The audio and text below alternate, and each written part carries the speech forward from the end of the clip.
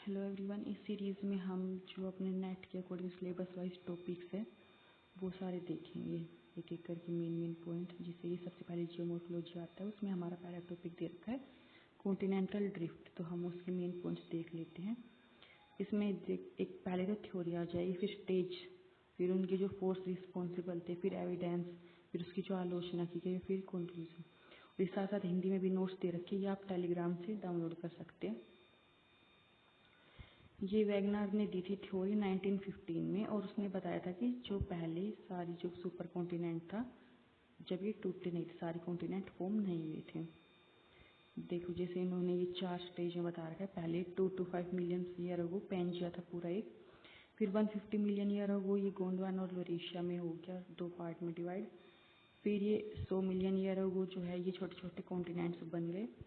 फिर आज का ये बता रखा है 4th पार्ट में। फिर हम थ्योरीज के मेन पॉइंट बता रखे हैं, वो देख लेते हैं। कि पहले तो इसका मतलब है कॉन्टिनेंटल ड्रिफ्ट का मतलब क्या होता है। The movement of continent across the ocean bed is known as continental drift. जो मतलब जो कॉन्टिनेंट्स है वो जो मूव करे ओशन बेड पे, उसी को हम क्या कहते हैं, कॉन्टिनेंटल ड्रिफ्ट। और ये जो है मिलियंस ऑफ ईयर्स लेते हैं मूव करने में। फिर ये फिर से रिपीट कर रखा है कि वैगनर ने बताया था 1915 में। फिर हम देखते हैं आगे उसने क्या बताया था कि एक सिंगल कॉन्टिनेंटल मास था, उसका क्या नाम दिया, पेंजिया। और उसके चारों तरफ क्या था, पेंथलासा, एक बड़ा सा ओशन। और इसका पेंथलासा का मतलब क्या होता है, मीनिंग ऑल वाटर। फिर वो जो है टूट गया लोरेशिया और गोंडवाना लैंड में। और फिर उसने क्या बताए थे, जो कॉन्टिनेंट जो होते हैं वो फ्लोट करते हैं, और जो ये इसके पॉइंट थे वो बाद में बेस बने आज की जो प्लेट टेक्टोनिक थ्योरीज वगैरह उनकी। फिर अलग अलग स्टेज है, इसमें कुछ मेन पॉइंट है वो हम देख लेते हैं। फर्स्ट स्टेज में क्या बताया है कि ये कार्बोनिफेरस पीरियड के टाइम पे हुई थी, जब पेंजिया जो है एक सुपर कॉन्टिनेंट था और उसकी चारों तरफ पेंथलासा था, मेगा ओशन।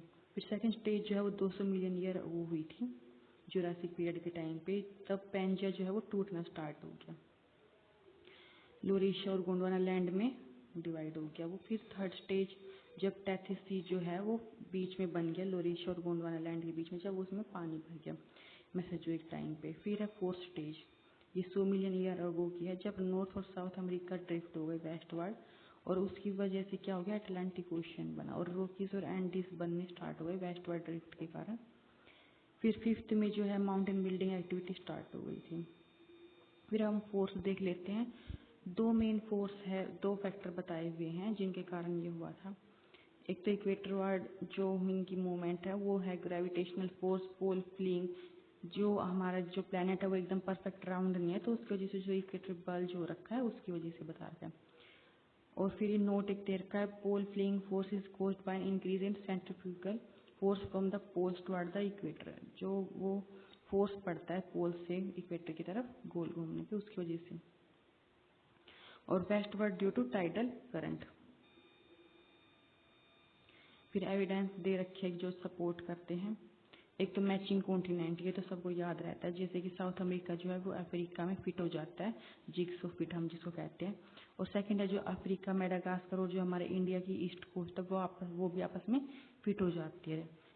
और फिर ये बता रखा है सेकंड में, रॉक ऑफ सेम एज, एक टाइम की जो हमें रॉक्स मिलती है, जैसे कि कोस्ट ऑफ जो ब्राज़ील है और जो माउंटेन रेंज जो है वेस्ट अफ्रीका की, वो एक ही टाइम की है।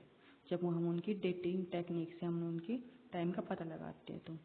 फिर हमें जो है मैराइन डिपॉजिट मिलते हैं अफ्रीका के और साउथ अमेरिका की कोस्ट से, वो भी सेम एक जुरासिक पीरियड के टाइम के मिलते हैं। फिर है टिलेट्स, क्या होता है, टिलेट क्या होता है, एक टाइप ऑफ सेडिमेंट्री रॉक होती है जो ग्लेशियर डिपॉजिट से बनती है। और ये भी है पैरेलल 6 अलग अलग लैंड मास में पाई गई है, जैसे कि Africa, Falkland, Iceland, Madagascar, Antarctica, Australia, India same time की। फिर प्लेजर डिपॉजिट, ये क्या है, जैसे जो गोल्ड डिपॉजिट है घाना में, तो ये वहाँ पे उनका कोई सोर्स नहीं मिलता कि वो कहाँ पे वहाँ से कैसे आ गए, तो ये कहा जाता है कि ब्राज़ील से जब कनेक्ट था तो वहाँ से इनका सोर्स है। फिर डिस्ट्रीब्यूशन ऑफ फोसिल्स, जो ये हमारे फोसिल्स है ये अलग अलग जगह से एक से मिलते हैं, जैसे कि जो फ्रेश वाटर क्रोकोडाइल है जो 286 से 258 मिलियन ईयर अगो मिलता था, वो साउथ अफ्रीका और ईस्ट साउथ अमेरिका के पास से मिला है, जैसे कि यहाँ पे ये दिखा रखा है नीचे ब्लू वाला।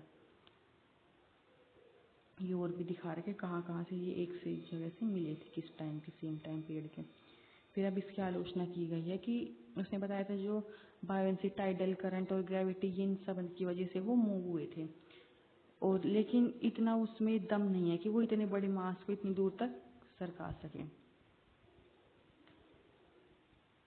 और उसने क्या बताया था, एक वेस्टवर्ड और वेस्टवर्ड साइड ट्रेवल किया उन्होंने, लेकिन क्या है, उन्होंने हर डायरेक्शन में मूवमेंट करी थी कॉन्टिनेंट्स ने।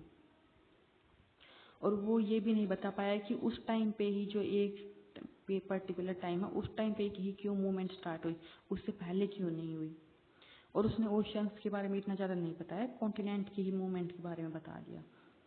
और फिर ना ही उन्होंने जो ये रिज वगैरह होते हैं ये बताए।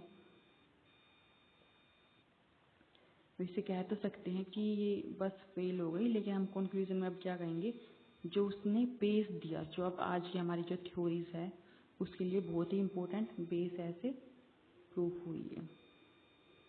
फिर ये हिंदी में है, बस आप इसके नोट्स हमारे टेलीग्राम से ले सकते हैं और आगे सजेशंस दे सकते हैं कैसे क्या क्लास कर सकते हैं आगे हम। Thank you.